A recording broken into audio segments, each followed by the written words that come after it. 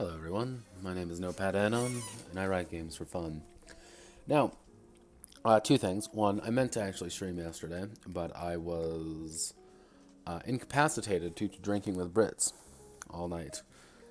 Fun fact, do not trust the British when drinking, nor trust the Irish in that case, mostly when they are a long ways away from you and totally okay with going to bed at your time very early, and their time not very early. So, yeah, don't trust British people. One. Two, I actually meant to also stream earlier today. However, I got invested in doing a few things. About an hour and a half ago, I meant to start streaming, but I got invested because I found the solution. Earlier today and yesterday, I was kind of going over in my head, like, oh god, how do I make this game work? How do I make Project Tanks work? And repeatedly, the answer never showed up. The numbers didn't click together. The idea, hello phone, nothing quite worked the way I was hoping it would. So I was fully intent on coming on the stream. Hello phone, please stop that. I was fully content coming on stream today. I was thinking, well, no luck with Project Tank. However, on my way to the corner mart to pick up something I needed, I had a revelation. Walking does that for me. I have my best ideas when I'm walking and not when I'm sitting on my ass being a complete waste of space. And that idea was not exactly working as a tank individually. One of the key issues, and I kind of talked about this the last stream, was that being a tank crew is difficult at best because everyone's really doing very regimented things. And one of the key ideas behind being part of a tank crew is the lack of information. Actually watched a very good video on what's the differences between real life tanks and video game tanks. And what this tank crewman said was you have a distinct lack of information in a tank. You have to rely on a lot of other factors to help you understand where you're going, how you're doing it, and generally how not to explode.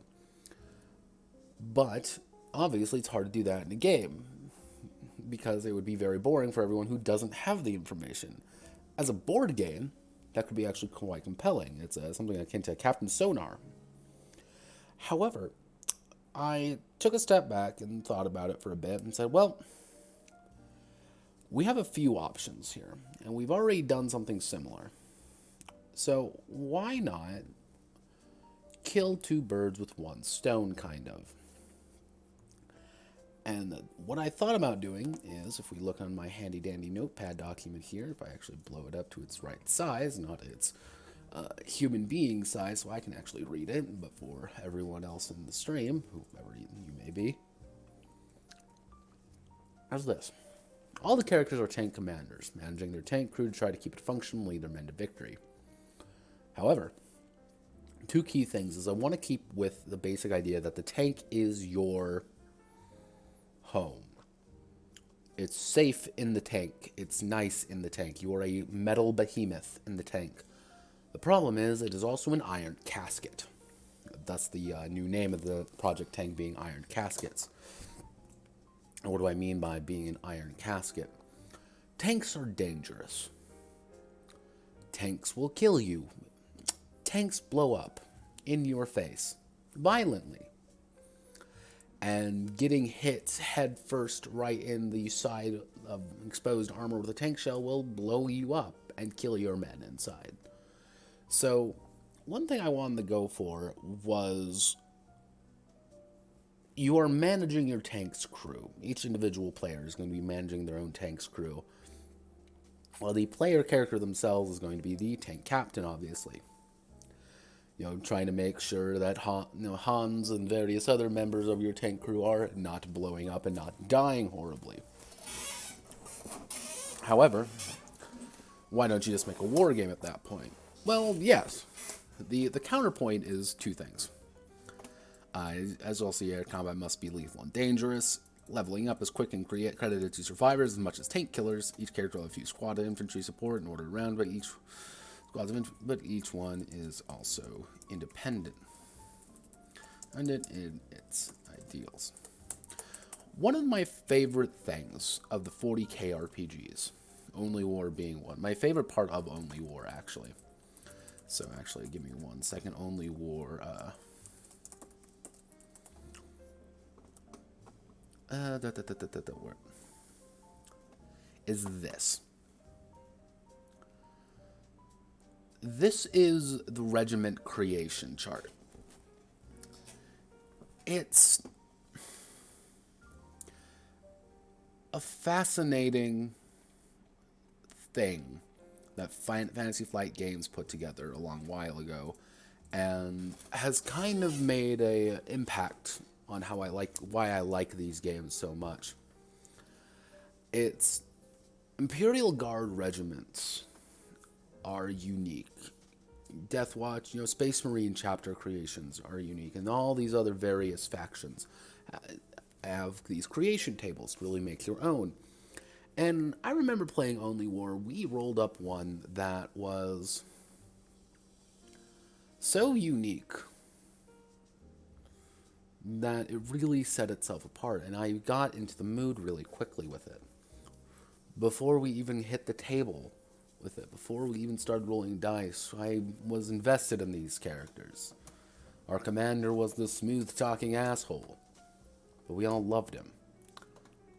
We were dangerous jackasses paradropping into the middle of enemy territory. But we were also these kind of more noble, hardened assholes. Like, we all had personality before we even began because of this regiment creation service, regiment creation tables. We understood who we are. So I was thinking, why not do something like that? Effectively, you, the characters, are, so let's say individual characters.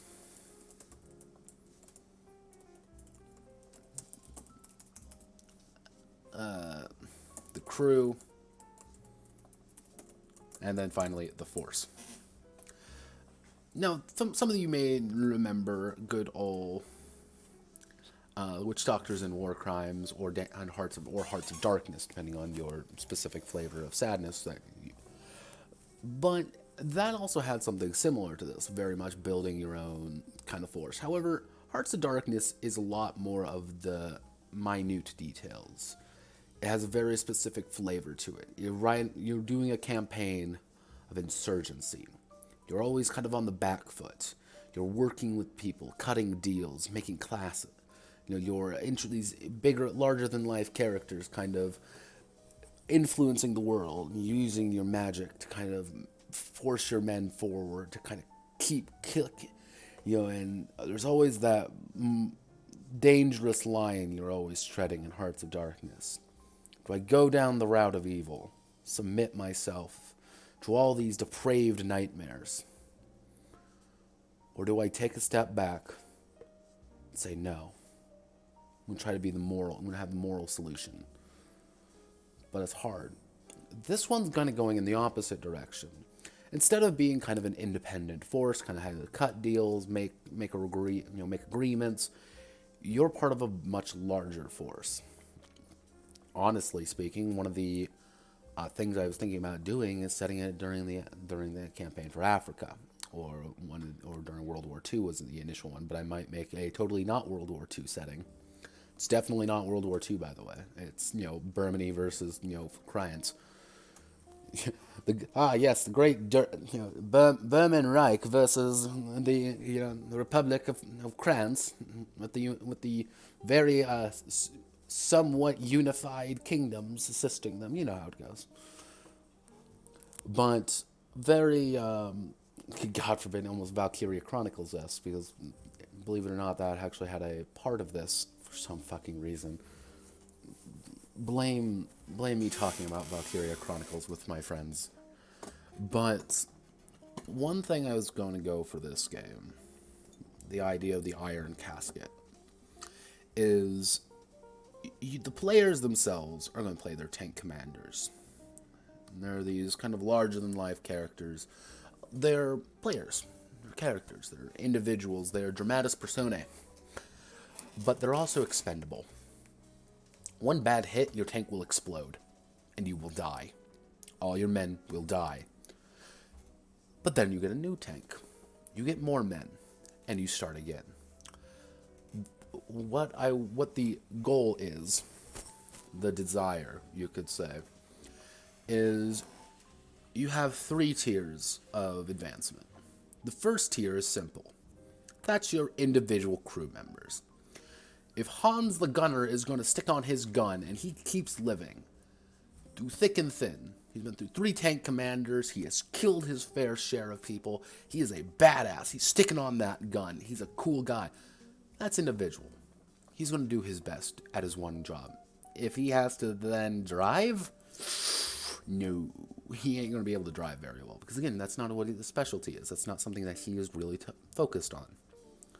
The second one, the second tier, you could say, of advancement would be the tank itself / the men inside the crew. Kind of more a crew experience. As the tank, as you, the crew, begin kind of working together a lot more, you get a lot more cohesion. You're working together more. You don't really have to shout, Hans, get on the gun. Hans is already going to get on the gun because he knows what he's doing. Or you don't have to tell the driver, okay, reverse back, because the driver knows to reverse backwards. So you get a lot more of these silent commands because you're cohesive. You know each other. You know your gunner's pissed because you've been living in a tiny tank with him for the past week. Or you know that the gunner will start talking about his girlfriends, inevitably, because he loves her. And you know the driver will give him shit about it. Because again, these characters will grow together. As you all advance, as you work together, as you build this relationship inside of your iron casket. But then it will explode. You'll get a lucky shot. It'll go straight through your tank, killing everyone inside in a shower of blood and gore. And you make a new tank crew, fresh from the back. Are they cohesive? Not really. Are they good at their job? They're recruits, not really. Which brings me to the third tier of advancement. The regiment, or however size I want to make it overall. You can have tank aces. You can have tank crews who are specialized. Then you can have just a group of people who are hard, awesome, and dangerous. And they're the first ones to get the best stuff. They're the ones who get the newest tanks. They're the ones who get the best recruits. They're the ones advancing. And that's what you want. You want to be the first ones to get all these. So that's kind of those 3 tiers. And it all boils down and all boils up. That's kind of the idea. Is you have a really strong regiment. Everyone, strong. You have a strong regiment, great commanders. You have well supplied. Everyone loves you. People keep throwing things at you because you are a wonderful human being, and everyone loves your squad. Cool. Your squad's going to be more cohesive by the second they start working together because you're not just some random recruits. You're people. You're the best, and you're all going to clap hands, you're going to work together, and you're going to win this war. Which also means that each individual squad member are going to be stronger. But on the flip side, stronger crew members are going to make better cohesive units, which are going to make your regiment more popular, more interesting, more famous. So yeah, it's kind of going that back and forth ways. However, if you lose people start dying. Oh God, the commander's an idiot. He got his position because his dad knew a guy. Or worse, he's just a moron and hates you. And keeps sending his men to die because he's old-fashioned. The guys you get aren't going to be good. You're going to start getting the dregs of society. Your awesome tank crews are going to be replaced by a 15-year-old kid, a man with one arm, and don't worry, guys. The captain has graduated from high school, so he definitely knows what he's doing. No, he doesn't.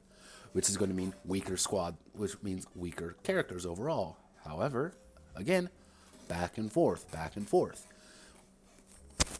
The overall idea of this would be kind of almost top-down perspective of this conflict, of how it's kind of going back and forth with the players having it's two distinct roles of one as the tank commanders themselves on the fields, dramatic people, tank aces, getting into arguments with each other, making friends, making enemies, and kind of having everyone at the command tent drinking bourbon with each other because we all love each other, and then everyone it's that moment after you lose your first XCOM squad where it's just like, wow, this was really nice 20 minutes ago, and now I'm sitting here with one guy who came home. What happens if that happens with your crews? And of your, let's say, 3-4 players, 2 of them lost characters. Their tanks exploded. Their gunner got his head blown off. Their driver lost his leg. Oh no. It's kind of a bummer. You feel for each other. Because if he's not doing well, you won't be doing well. And that means, like, the one guy who kept keeping his tank alive the entire time, maybe he has to kind of carry the weight of the other 2, because who died valiantly protecting them. That's the key idea. You have this kind of back and forth of your dramatic tank personas. Tank sonas. Actually, give me one second. I have to Google this.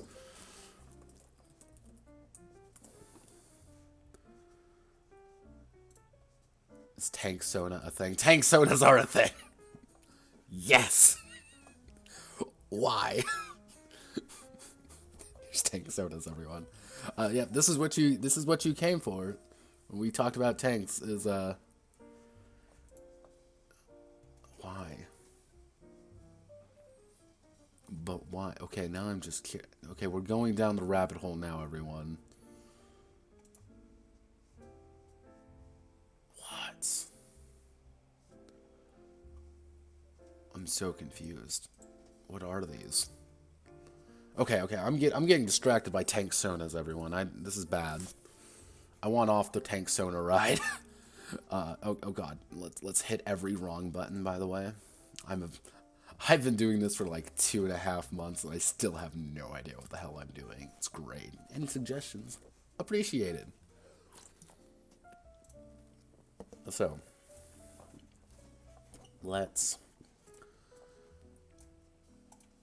So I think right here I'm gonna be liberally stealing from War Thunder, because War Thunder actually has a fairly decent way of handling kind of tank battle. It's a little bit more arcadey than I would dream of, but unlike certain individuals of game design Discord, such as Melon of Awesome Tactics fame, my autism levels for military hardware, not that high.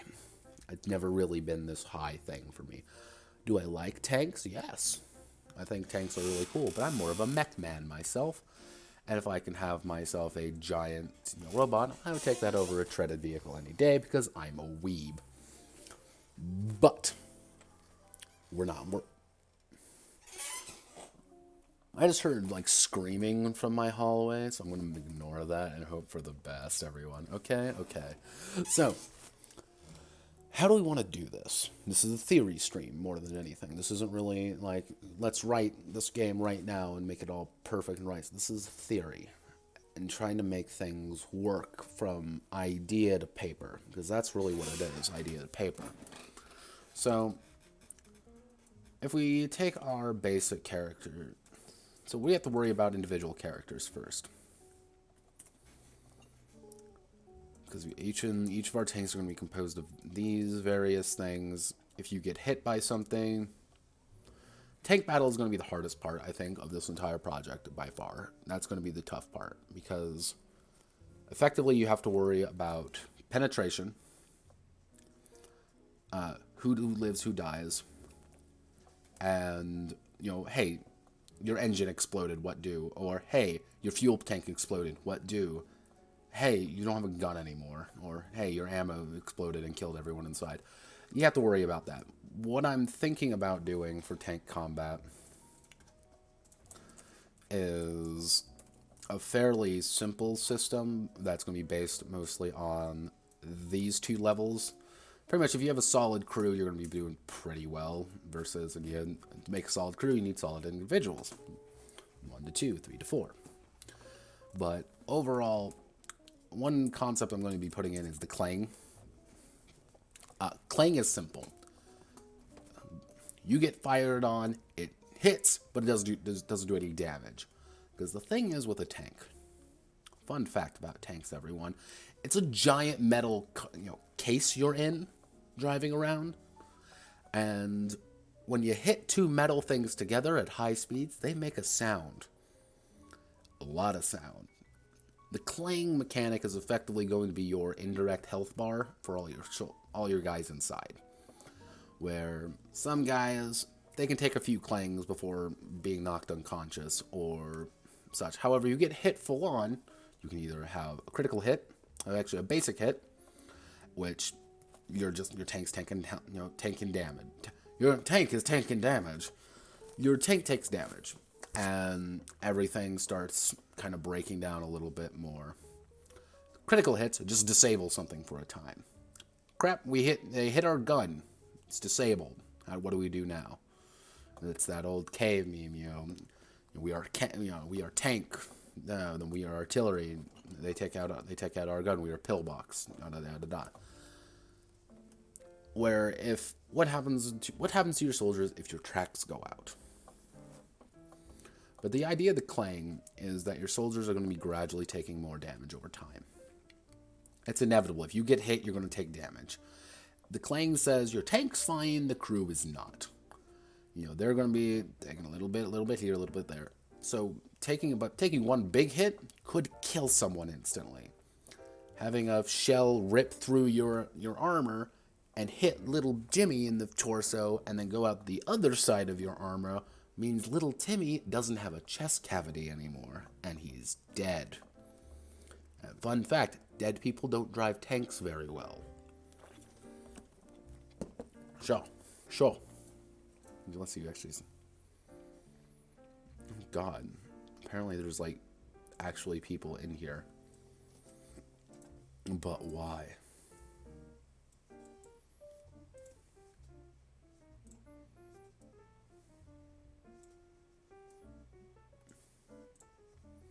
But why is my question. I'm just listening to a man talk about tanks aggressively at you. So, let's do the individual characters first. I think that will...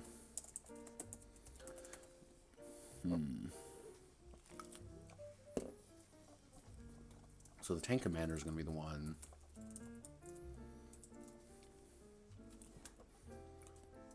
And under him we have your gunners, your loaders, and your driver. Or we just have crewmen.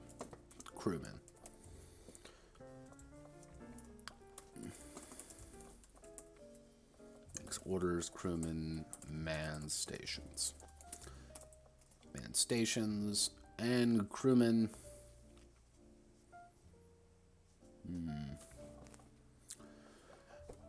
If we want, what we can do is something like,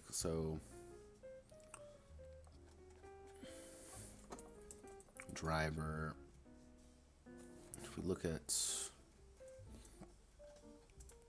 so we need a driver, one, that's a class, you could say, a mechanic, pretty simple one to understand, gunner, loader,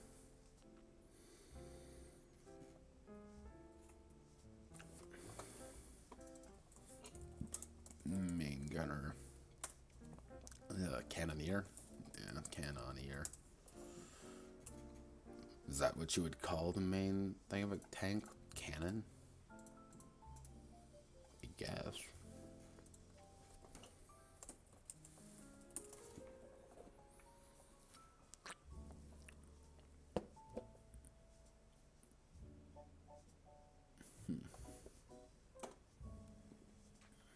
Tell me.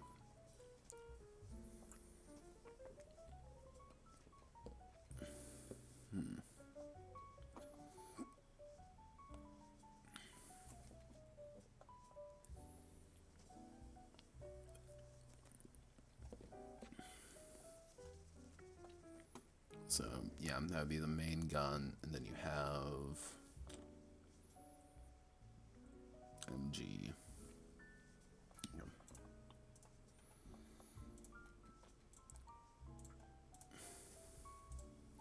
So you have gunner.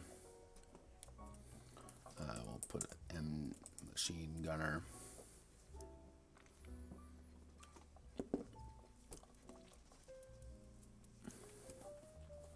Oh, radio operator. And the thing is, I want multiple role, like one character to fill multiple roles. So let's say we have our Mr. Man named Hans Tank Man. Hans Tank Man might have driver 2, mechanic 3, and that's what he does. You have driver 2, you have mechanic 3, and that's your attributes for him. Can he still, gun? Yeah. Can he still load? Yeah. Operate a machine gun? Yeah. Go on radio? Yeah. He's not good at it, but he can do it. And that's why I want individual soldiers here to feel valuable, because they're learning. They know it. You feel sad when Hans Tank Man takes a bullet to the face and is dying horrifically in your tank, and now you don't have a driver. You feel bad for it. You want him to come back to life because you are currently have no man driving your fucking tank. So I feel like I'm missing something.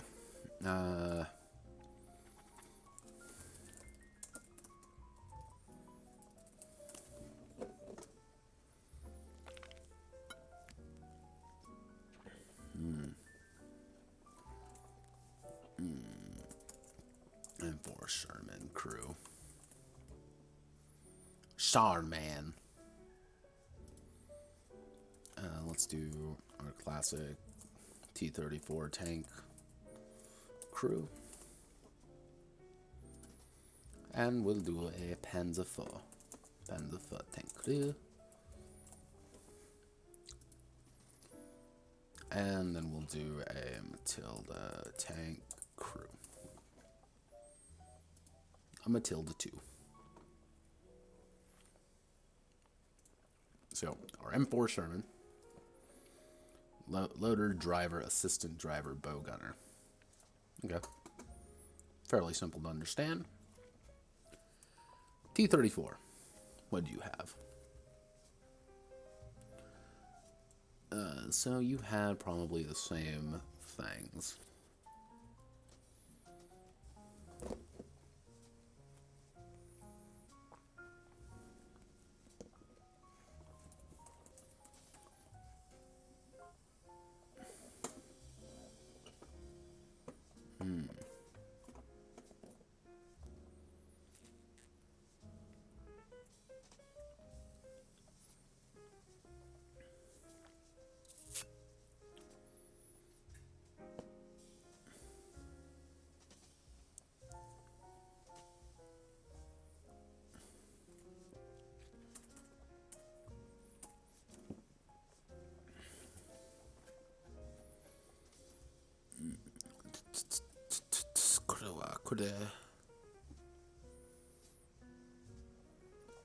Panzer IV. Give me your crew. Crew 5 commander, machine gunner, driver, loader, radio operator. And Matilda, let me get loader commander. Okay.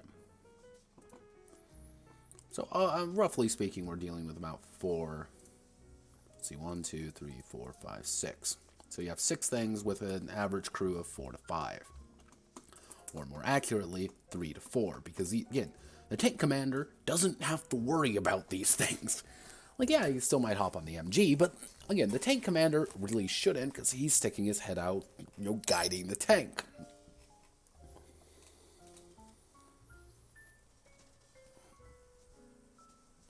Then how do you represent this? How do you represent your tank being able to kill things better than others?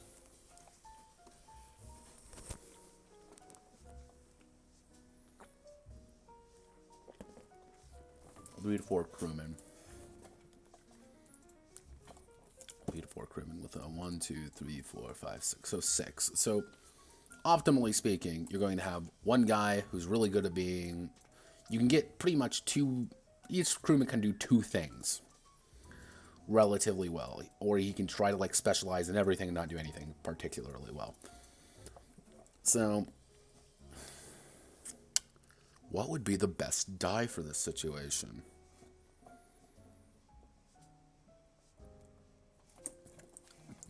Let's see, 3d6. We're just making a basic, our tank commander doing tank commander things. 3d6 has range of 3 to 18. And let's assume we do, each crewman has rank 1 to 10. Actually, yeah, let's do rank 0 to 10. Each crewman can do that. Tank commander, and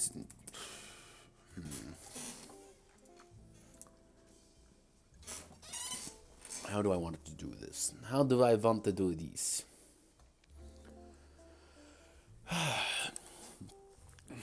Hello, Bear. Can you please tell me how to do this?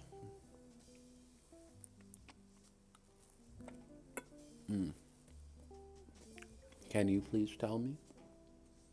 I keep drinking you and you still don't tell me. I'm very confused. In case you're wondering, yes, I am talking to a beer bottle right now, trying to figure out if it will talk back. It's not. So, how do I want to do this? How do I want to do D100 game, maybe? D100, no, that seems a little bit excessive. So on average, our highest one's probably going to look like a +5. So if we're doing with our 3d6 +5, our average range is going to do... Our average range changes it from 18 to 23.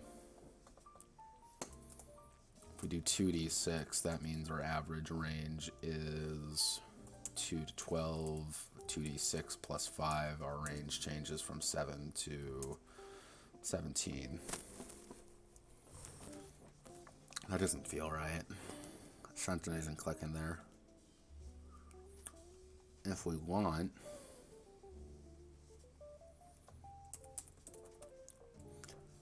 I can use the unholy die on a d20. d20 does work technically. I could do something like that.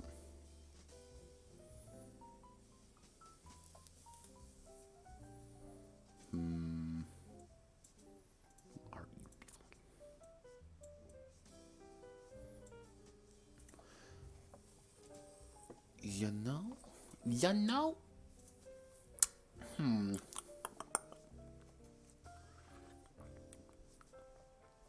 See, I wonder if I should bring on some special guests already and yell at them of what dice to use. I don't bring on special guests often. And I don't know if they would like to be special guests. Even though all this stuff is going on YouTube anyway, so... Eventually, I mean. Actually, I'm going to make this a challenge to myself. I'm going to try to get by next week at this time. So that will be the 17th. Next Sunday, my goal is to get every video up to this one uploaded to YouTube. That's, you know, I'm actually going to write that down. Just so I can be a productive human being. I have a few long-term goals, unfortunately, so... and also, in case you haven't realized, I'm delaying. Ooh, excuse me. Also, in case you're wondering what I'm drinking a Yingling Black & Tans, Porter and Premium Beer. Brewed in the beautiful city of Pottsville. Pottsville, Pennsylvania. Words. Actually...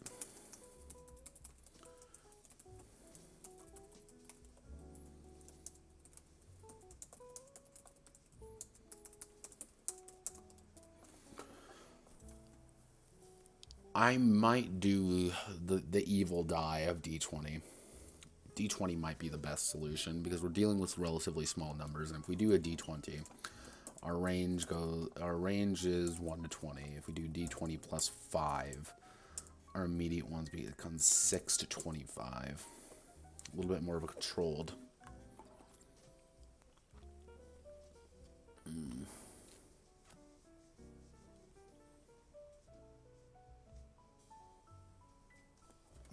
Yeah, a little bit more of a controlled thing to worry about.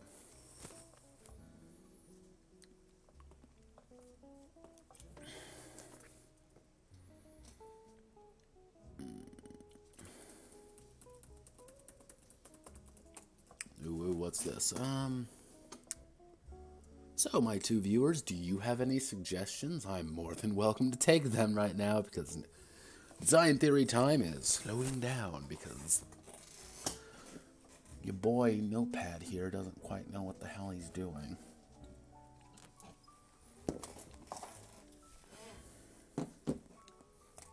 So I should ask myself, what are we going to be using these rolls for?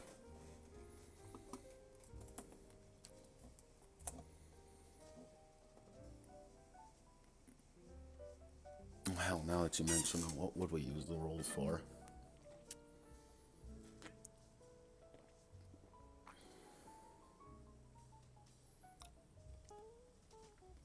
How effective they do it?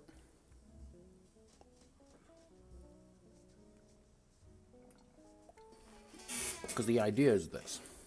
The commander gives orders. He gives orders to the crew, which causes the crew to perform the order. So if the commander, the player, says increase speed by 1, the driver increases speed by 1.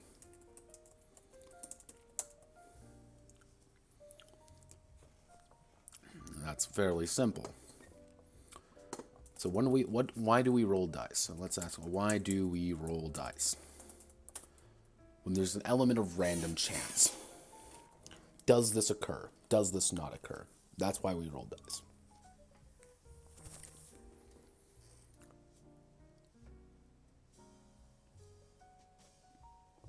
So what would we roll?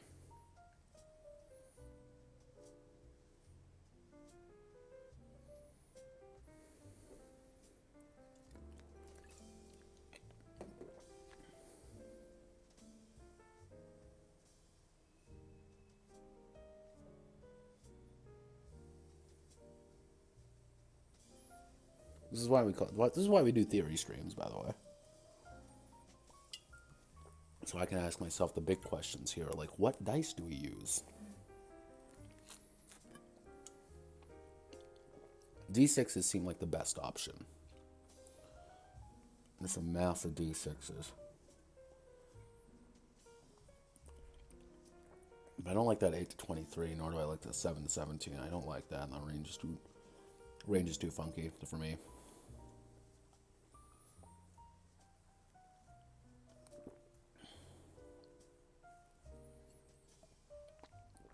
See, I would go with D100 if I knew we were actually going to be rolling a lot of dice, but we're not going to be rolling a lot of dice. Because there's going to be a lot of guaranteed things. Like, again, the commander is saying increase speed. The driver doesn't have to roll a check to make sure he goes faster. But the driver would have to make a check if he has to do something really complex, like shut down the engines all of a sudden, or make a really dangerous turn. Then he would have to make a roll. Anytime there's an element of failure, you have to make a roll.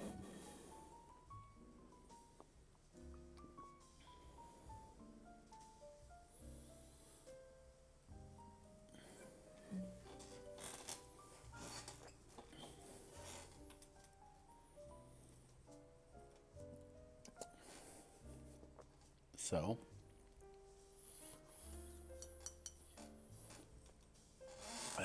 2d6.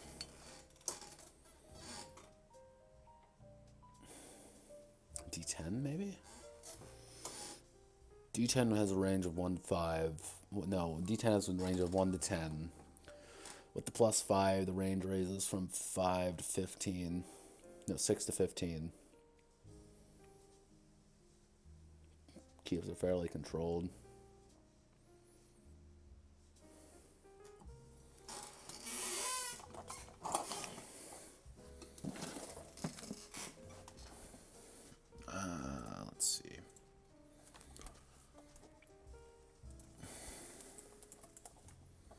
Any deuce. Let's go to the most useful website known in human history. That's 6, 1d10 plus 5. So we have an average of rolling equal on everything, but we use 6 to 15. 2d6 output. 3d6 output. 1d10 output. 1d20 output. 2d10.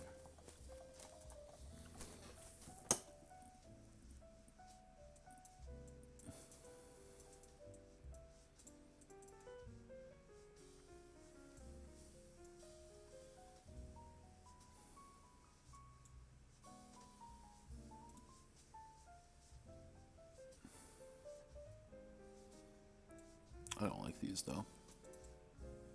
These two don't do it for me. I think D20 is too big. Yeah, D20 is way too big. I don't think I can justify that.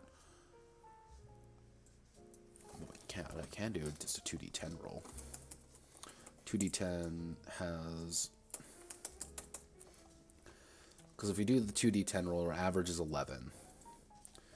5, 10, 15, 20 being our basic attributes. So 5, 10, 15, 20, 25. 5 being easy, 10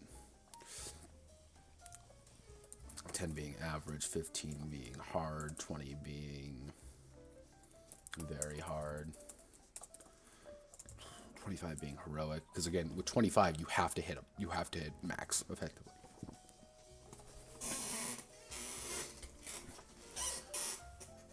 And that does give room for cohesion. Because what I think cohesion should do anyway, is cohesion, if you have really high cohesion, you pretty much get free actions every round. As the crew knows what to do. It's not the commander shouting orders at everyone. Although a bad crew needs a commander saying, do this, do that, do this, do that. It's very directed. And they don't do anything until you say to do it. However, on the flip side, a character who is a squad that's very cohesive might get 3 free actions. And the commander says, the tank commander says, advance, speed up by 1. Speed up by 1. The loader loads the next shell, while your gunner can twist the gun around to aim at what you want to aim at. Those are all actions defined by you, the player.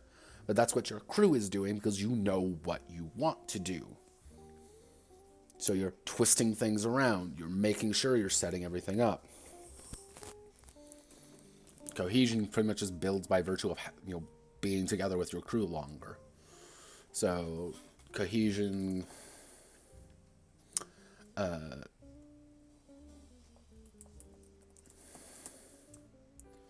Sorgan, independent, cohesive, tight,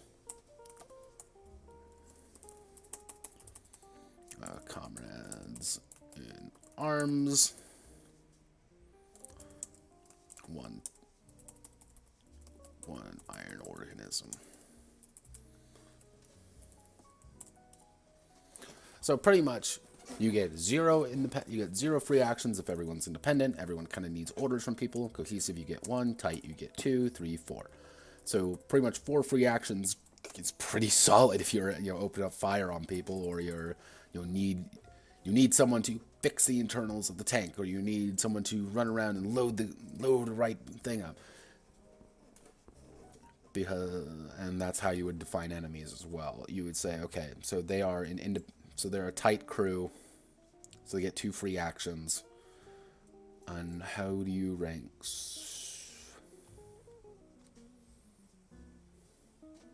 How would you do this? So we're going to go with the 2d10. I think the 2d10 dice work. 2d10 dice mechanic. So our base roll is going to be 2d10 plus crew skill, or 2d10 plus personal skill. And what the personal skills are, that's if you're not in there. What is the most military sounding attributes you can physically have?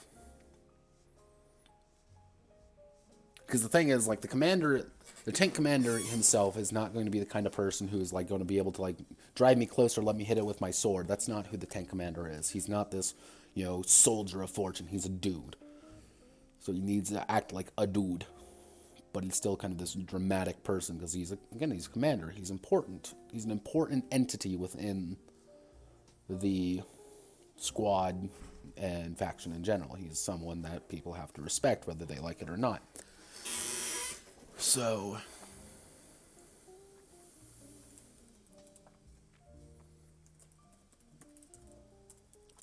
authority, aggressiveness.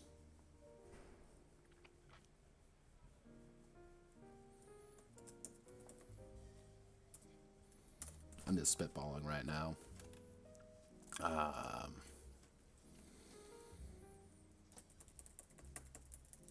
am I looking for? I know what I'm looking for, but I don't know what it is. Authority. Listen, me or else. Aggressiveness. We're going to advance whether we like it or not and kill everything that we don't like. What we can do is...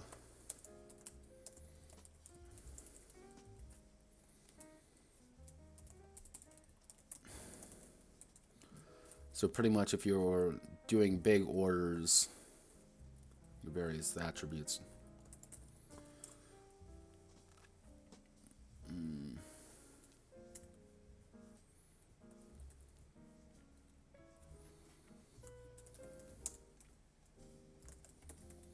Respect.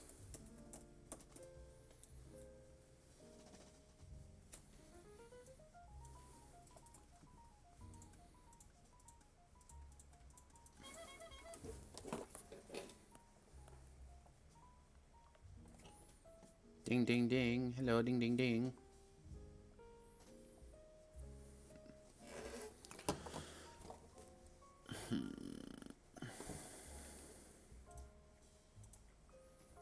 Let's think.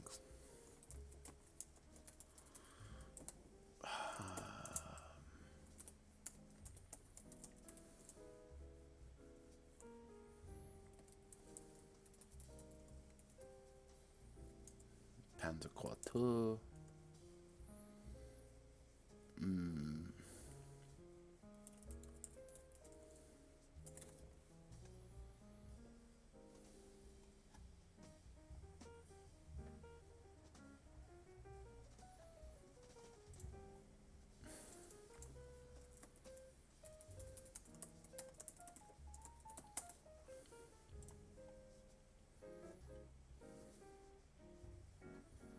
Tell me what I want to know.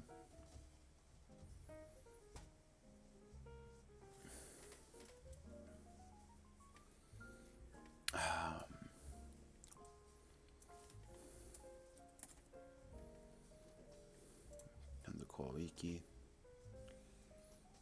Pentaquarter. Pandas.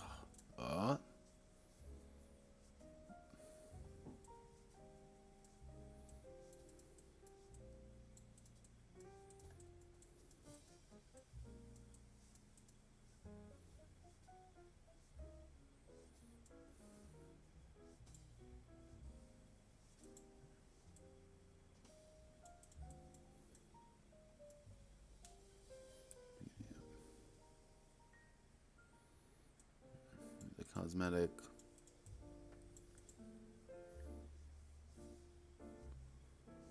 And the hero can only be associated with unit 10 times. There's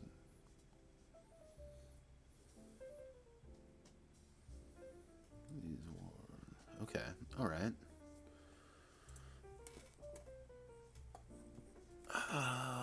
Come on, Commander Tritz. There we go. This is what we're looking for. So, Authority, tactics, warfare, honor, and respect. No. Oh, no. No. No. Stream. Stream. Stream, please. Okay, there we go. Okay. Die. You can die now, please. So...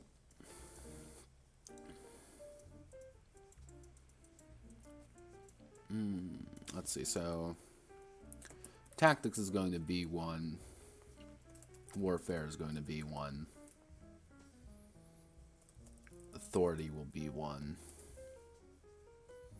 Honor will be 1.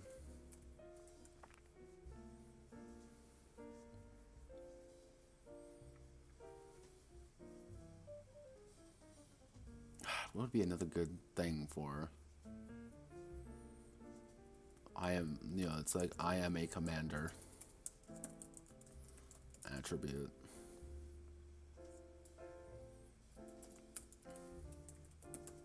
Logistics. Yeah, that works. Gonna stop me? No one, because no one's saying anything. So that must mean it's great. So, and these are all ranked from, again, we'll just do 0 to 5. So, ranked from 0 to 5. So you can have, so theoretically speaking, our tank commander, we'll call him Hans Tank Man again, because Hans Tank Man is apparently a man of many talents, may have Warfare 2, Authority 3, no wait, Tactics 0, Authority 3, Honor 0, and Logistics 2. And then we can also probably have sub-attributes. Actually, what I can do is I can kill Honor.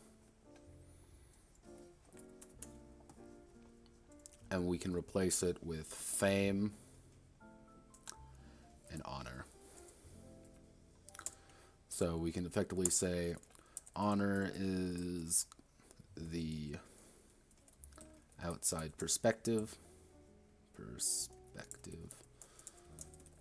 of the commander. Fame is how well known the commander is.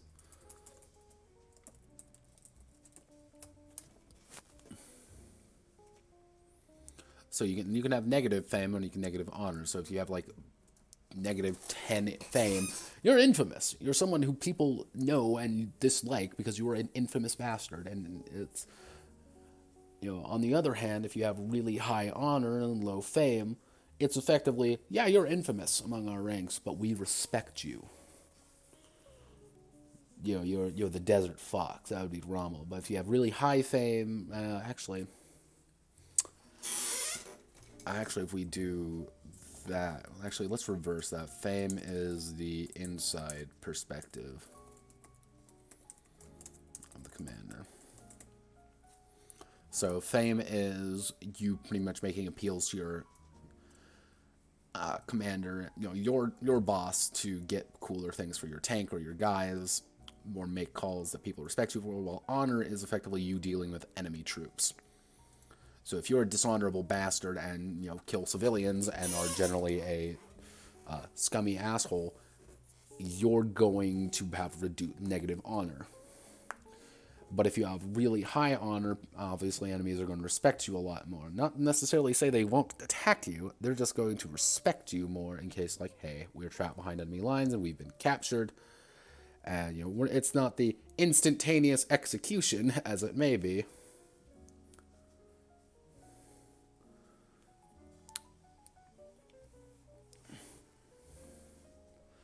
And kind of just help you track things. And then if you were to die, pretty much your honor and your fame go into would be your contribution to the regiments or the battalion, or however I want to kind of format that, your contribution to its leveling up spree. So if you were to die with really high honor, you would, let's say, get half of it to your guy, to your regiment, by default, of just saying, we have this guy who is super honorable, everyone loves him, on both sides. He was a hero of heroes. Let's not, let's all clap hands and say he's great. And you become a lot more honorable, and your regiment gets a lot more honor. And generally, people will start to respect you a little bit more. But if you have really high fame, kind of more people in your faction is like, yeah, let's give that man more stuff to work with.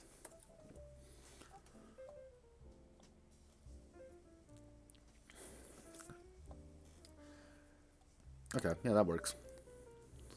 So you want to build up fame and honor, but you also want to have them understand that you are a righteous bastard at the same time. So again, we have our 0 to 5. Cohesion is free actions. Commander increase.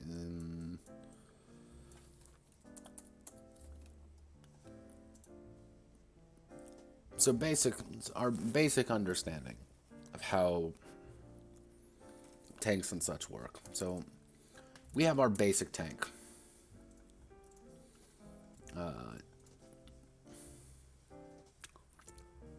Let me think. Oh, I know what to do.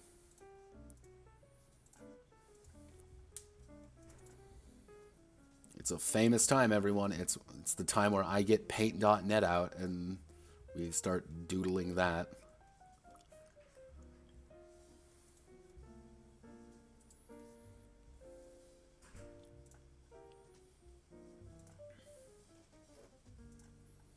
Okay, so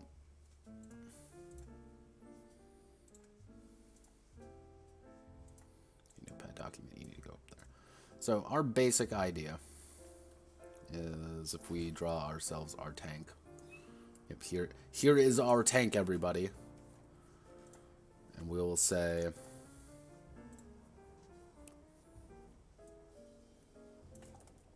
I'll bump it up in size a little bit. This is our front. This is our turret, pretty much. So we, as a decidedly interesting bunch of people, can go forward at any time we want. Actually, I should make this. We can go forward anytime we want. However, if we wanted to immediately take a left, what we have to do is we have to go forward a bit. Then we're able to. We have to make turns. So, and we can also go backwards, but instead we have to do the same thing. However, our gun operates independently of us. So that the gun can be facing out multiple directions, while we, the tank, are moving. So, overall, the key idea is that our turret, our gun, has to be facing the enemy. I know, we're dealing with some big, complicated ideas here, folks. So, I will doodle the enemy. So here is the enemy. We'll paint him red just to make sure we understand how he is evil. Boom. I will paint ourselves blue because we are good guys, and good guys are always blue. Red, white, and blue, baby. Red, and blue. So, oh, didn't mean to do that. I need to select black. There we go. He's facing his tank at us. We're facing our tank at him. So, effectively speaking, the front half of any tank, so right about here on us and right about here on him, this is the most heavily armored section of the said tank. If we were to shoot it, it's not going to do a lot of damage.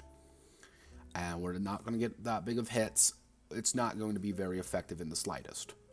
But the thing is, it's not like they can really dodge. There's no high-speed drifting when it comes to tank battle, so it's just like, do we hit them? So this would just be a roll on our side to hit them. However, if we were to theoretically, of course, take our handy-dandy boy right here, and he was facing something like this,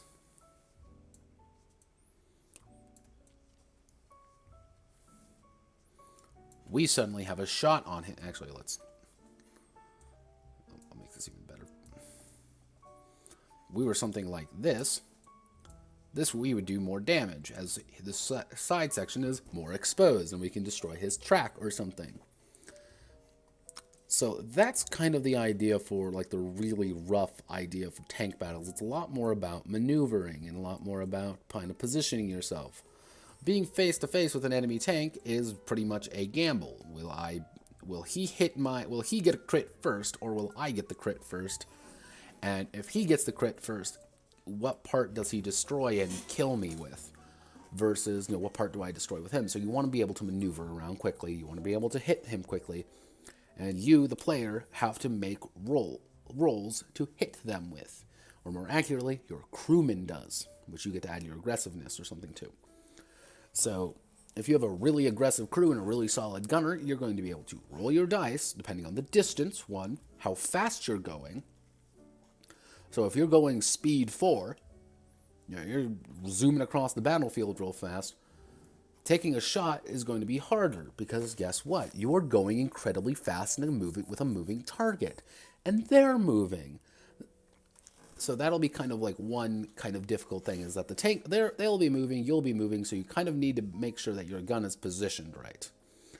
Do you overcompensate? And most likely how it will be is, I am thinking about using hexes. So we actually have hex in here. No, of course we don't have hexes. That'd be too easy.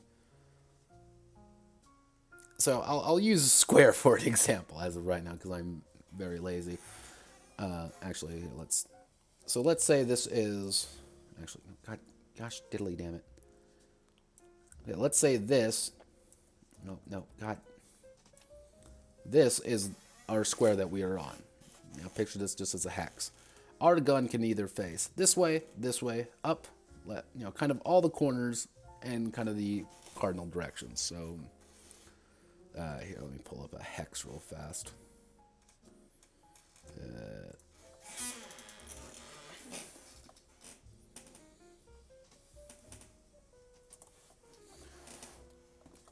I'm going to have to bring up a lot of ideas with the idea of almost like hex and chit games almost. And so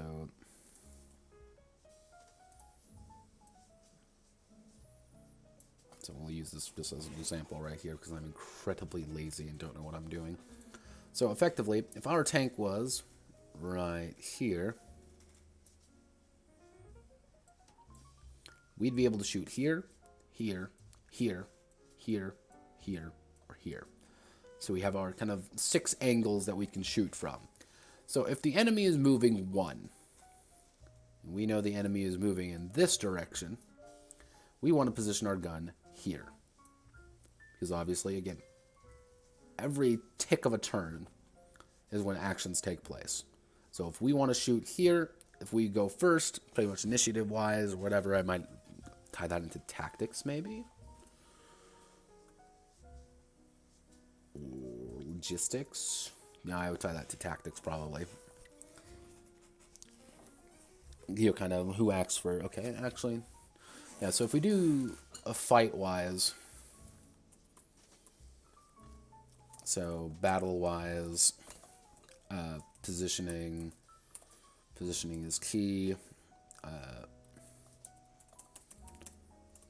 This is just the basics, mind you. This isn't dealing with things like heat rounds or other heat rounds, AP rounds, HE rounds. We're not dealing with that yet. Baby steps. We are still in the rough early phases of this nightmare of a situation, but early phases are good. We like early phases. So we have to make sure that we get all our basics down first before we begin. So, if we're looking here, so our basic battle is about positioning, and being able. So we have to deal with armor, guns, and let's see what other ideas. So we're gonna have to use hex movement because I like hex movement. Screw you. And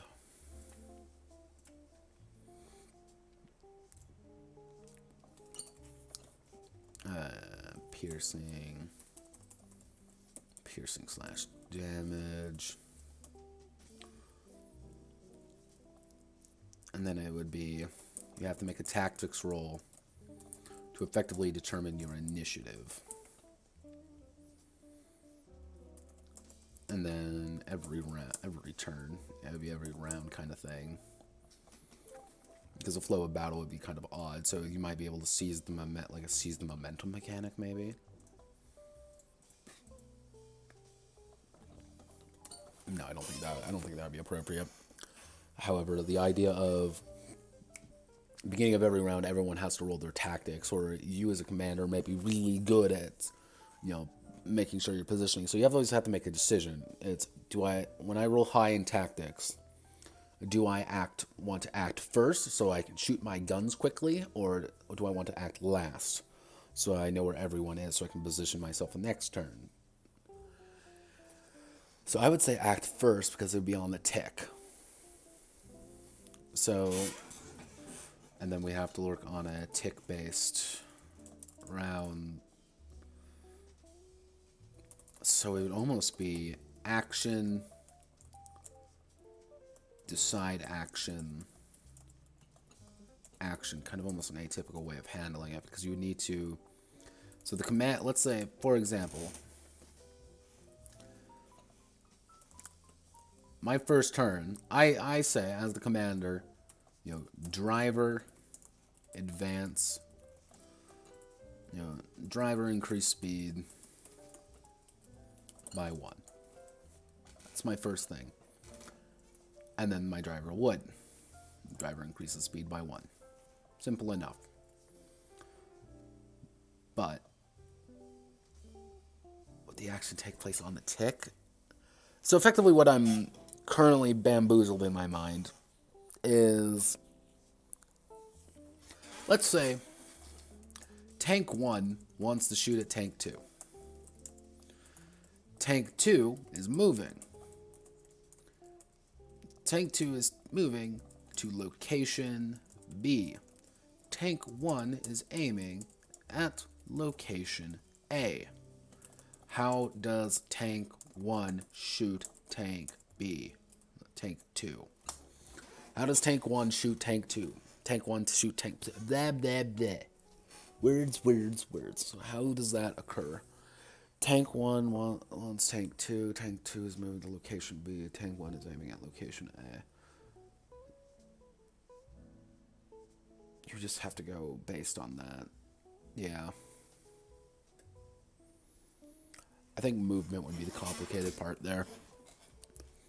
So what we can say is movement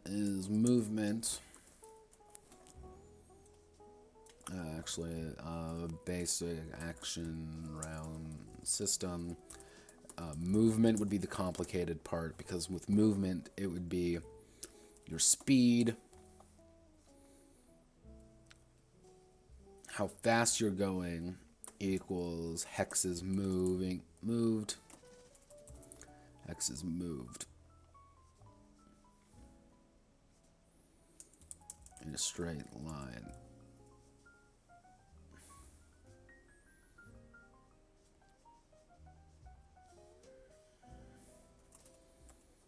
But if I want to make a turn, because tanks are not exactly what we'd like to call the most agile beasts around. So, if we're going off our hex map here, if I want to advance like this, fine. That's fine. That's easy enough to do. That's completely understandable.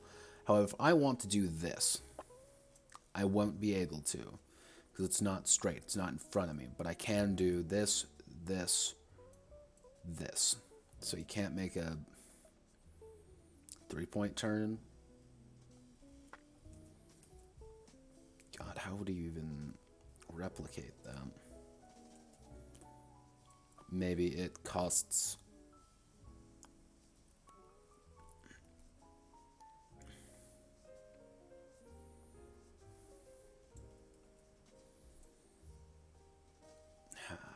tank control. The tank controls. This is what it was said. It was going to be the hardest to do.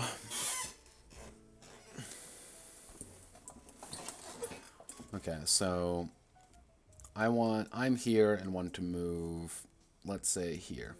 I'm moving at speed 3. 1, 2, 3. Cool. And then if I do like an order to turn, or one movement, two, 3 movements because I'm making the turn. 4 movements, 5. So this would be 5. So if I wanted to do something like, so this would be 1, 2, 3, 4, 5, 6. So this would be 6 movements because I'm making 2 turns right here and right here. Okie dokie then, let's... Okay.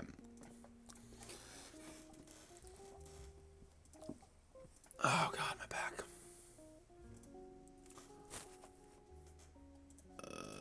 My lord, oh my lord, why won't you work?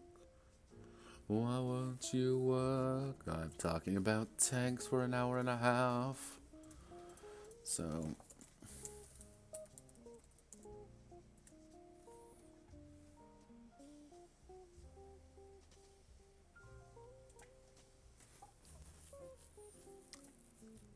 So this is a movie by C. Lego Walker. Okay, that's not anything I'm looking for.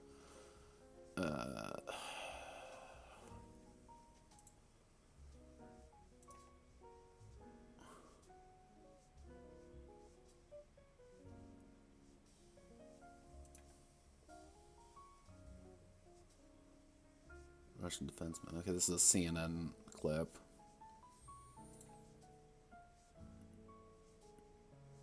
Looks like you can drift a little bit.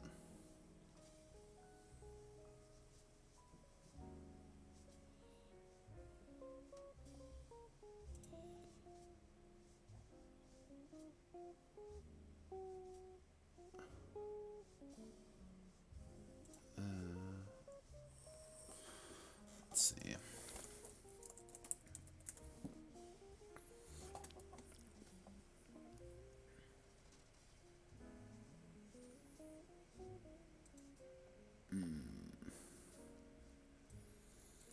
Relative to the hull, steering must be accomplished by speeding one track up, slowing the other down, reversing, and or a combination of both. Half tracks avoid this by combining steering wheels with fixed deep tracks. Adopt a series of more advanced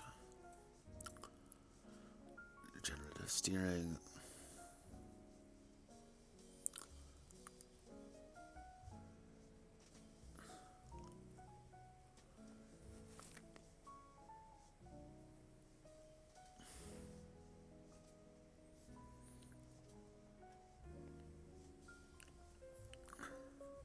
Oh, Jesus.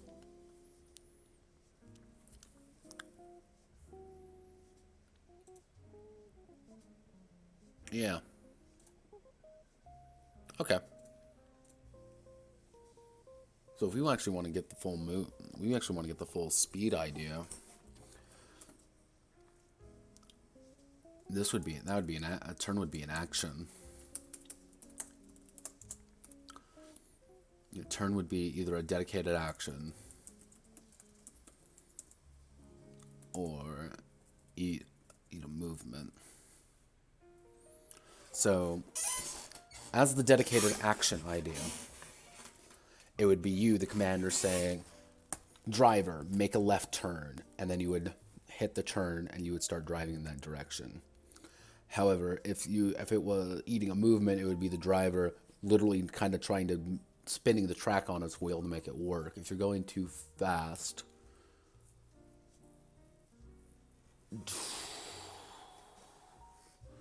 derive it from make a roll for it.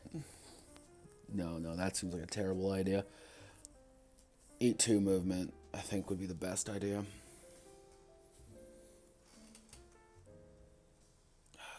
Oh god, snap my back into place again. So, or eat or eat half movement. So, if we go back to our handy little sheet here, if I want to get to X to Y, I'm moving at speed 4. 1. So this would be 1, 2, 3. And then I wouldn't be able to move because I wouldn't be able to make the 2 unless I make a turn order. So then it would be 1, 2, 3, turn order 4. However, if I had, let's say, 6 movement, it would be 1, 2, 3, 4, 5. Actually, it would be half your movement, right? So it would be 1, 2, 3 now.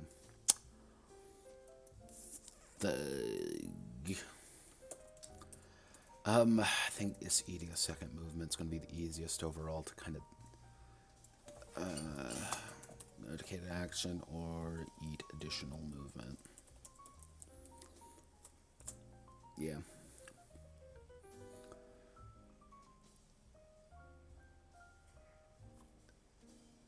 So let's say, for example, we have our X-Man right here. He's moving forward. If he so he can move from here. If we bring out our handy dandy one here, he can either move this way. Actually, he's going to move this way for free. He can move straight for 1. He can turn this way for +1. Or he can turn this way for a 2. So because it's 0, 1, 2. If he starts here, it would be, if he's just moving in this direction, he hasn't turned yet, so that you won't have to worry about it. So you'd have to worry about the orientation of the main tank. However, your gun can be pointing in different directions. So you may be here, right there, but your gun may be facing this direction. So if you move here, your gun's now facing this direction, not here. So it's hard for your tank, if you're here, to aim for this one in particular. Then how do you manage that? Fuck.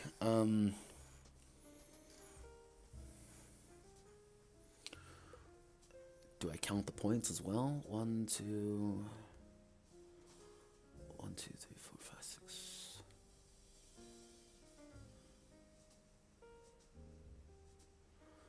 So let's see. Oh golly, gee willikers there, Batman.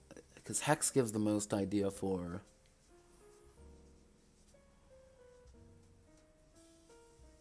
See, the Hex and Chick game wouldn't worry about this as much because it would just auto-assume that. But again, we're playing a tank game where the entire point is to maneuver your tank around. Unless I do something like that similar and just not worry about hull, turning and just worry about the gunner, but that kind of takes some of the tension out of the game. Because one of the big tensions of, like, say, Fury, for example, was a big one, is them desperately trying to turn their turret around as the Panzer IV turn to them to shoot and blow them out of the, everything. So,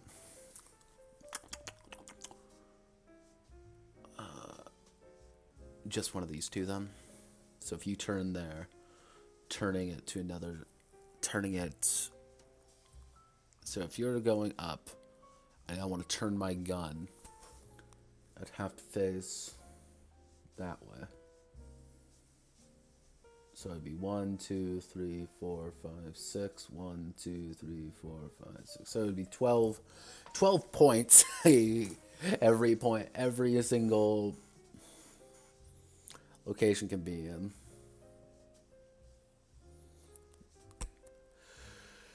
So it's 12 points everything you can face. Oh god, I'm sorry.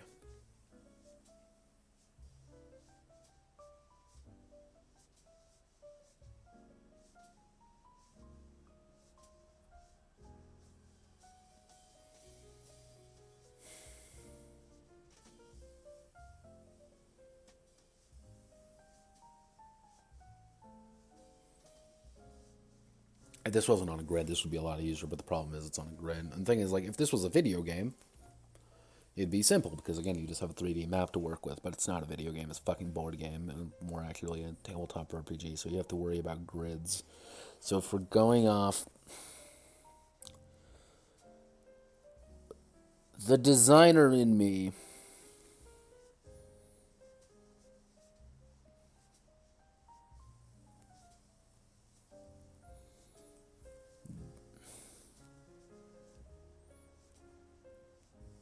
The designer in me says no. 12 points too much. It's way too much busy work. Because you'd have to manage so many different little points of like what's technically aiming at something farther away.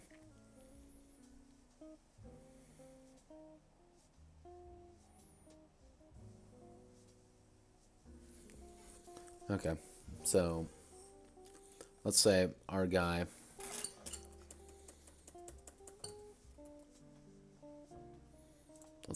is right here, and he wants to shoot at someone right here. If you can trace a line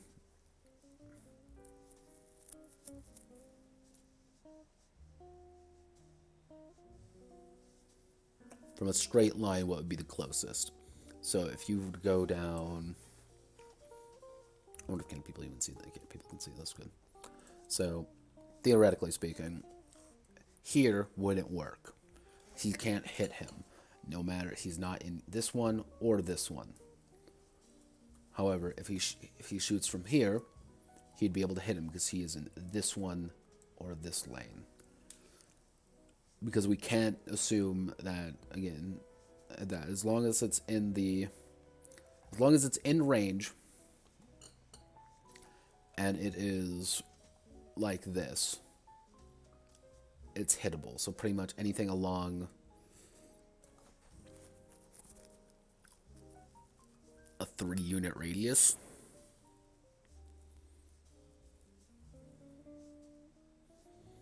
So this shows you the max point. So let's say 1, 2, 3, 4. The max point is 4.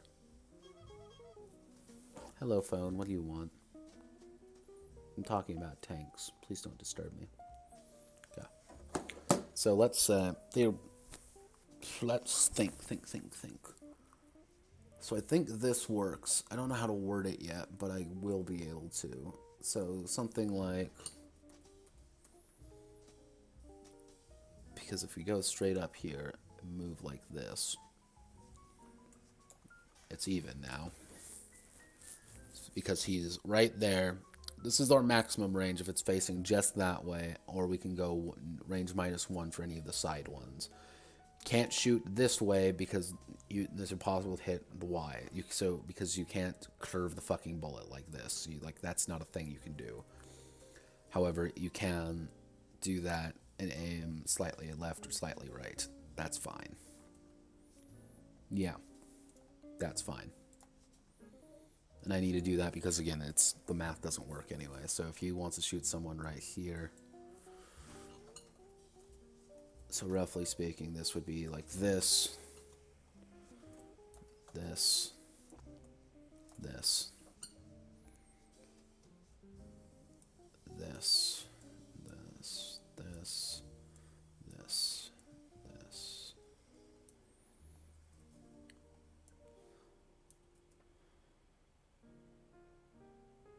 Here works. Here it's a little, actually, technically this would be like right here, and then this would be right here, and then this would start. So this is kind of a kills, like you have these little points of kill zones right here, where you technically can have 2 angles and shoot at people if it's kind of within like this little pocket right here, but that's still like relatively close, and if you're that close to a tank, you should be able to hit them regardless. So roughly speaking, you can actually shoot anyone within about a 2 radius of you, because you as the tank commander, you can aim at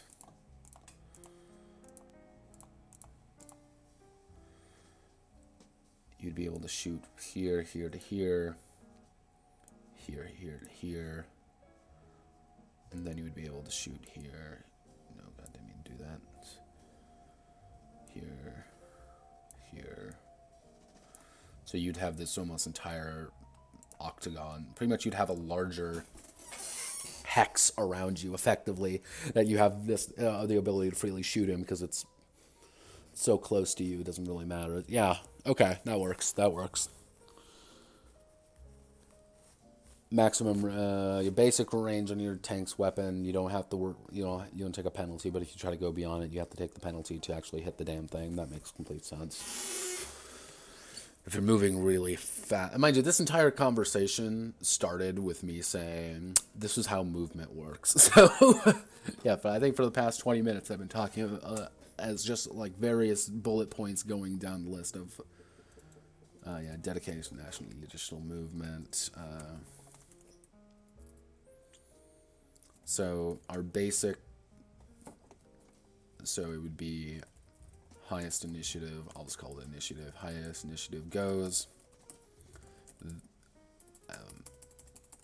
acts, then movement takes place. Actually, movement takes place, then actions take place. That? Fuck. That's a completely different subject. God damn it. This is the kind of the issue I was having, because the idea is that you have forward momentum. You're moving forward. Nothing can stop you from moving forward. So would that act before or after your attack?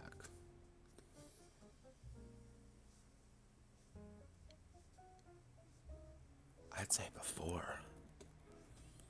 Yeah, I'd say before. So your movement takes place. You move, everyone moves, and then everyone acts. And then everyone...